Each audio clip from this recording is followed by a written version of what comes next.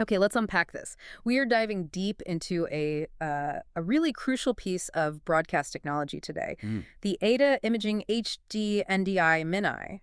Our mission is to kind of figure out how this ultra-compact professional camera has become, the go-to for certain shots. Yeah, it really is. It's a study in miniaturization meets, well, industrial grade performance. Right. We're looking at what people call a lipstick style camera, Hmm? specifically a full HD NDI HXIP weatherproof cylinder POV camera. That's a mouthful. It is, but it tells you everything. It's built for discretion, for reliability, think point of view shots in broadcast, medical, even live production. Then when we talk about tiny, we really mean it. The specs I saw put it at only 3.5 by what, just under an inch? That's right. It's truly minute, and that simple barrel design is a big part of what makes it so weatherproof. But the incredible thing is the tech they managed to squeeze into that little 6-ounce package. This is where it all clicks into place for the praise, the NDI-HX integration. Explain that for those of us maybe more used to running traditional SDI cables. What's the game changer there?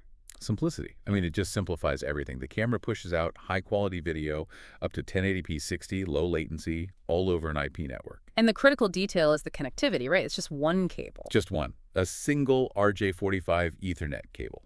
And that one cable carries the IP video, the NDI stream, and the power. Power over Ethernet. PoE. Exactly. You can use a power dongle if you have to, but with PoE, it just means faster, cleaner setups in those impossible-to-reach places. That one cable solution is huge, especially for temporary rigs or places you just can't run a bunch of cables, and control is just as streamlined. Oh, absolutely. You don't have to touch the camera once it's mounted. Yeah. You manage everything, focus, exposure, all of it, remotely via Visca over IP. The professional standard for robotic camera control? Yep. It's precise, it's remote. Okay, let's touch on image quality. It's Yeah. using a 13 progressive scan CMOS sensor. But what really jumped out at me was the low light spec. The 0.2 lux. Yeah. That seems essential for any kind of discrete or, nighttime application. It is.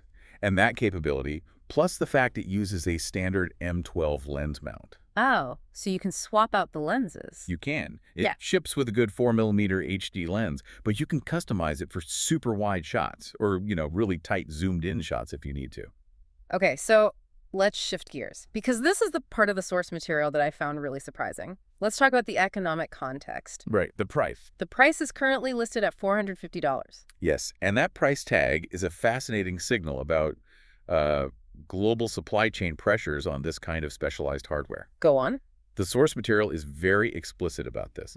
Effective since October 9, 2025, Ailey added a mandatory 15% tariff on all their products. And the $450 already includes it. It already includes that surcharge. It's baked right in. So the price you're paying reflects a trade policy decision, not just the cost of the parts and labor. That's a pretty significant factor. It is. And despite that increase being passed on, it's worth pointing out that vendors like HDTV Supply are trying to soften the blow. How so? By adding value. Things like free shipping in the USA, a solid 2-year warranty, 30-day returns, and lifetime tech support. Gotcha. So they're trying to build value around that new higher price point. Exactly. So to sum it up, you're getting a very specialized camera. It's weatherproof. It's a one-cable NDI-HX professional streaming solution, and it's built for those tough hidden POV shots. Which brings us to our final thought for you to mull over. Okay.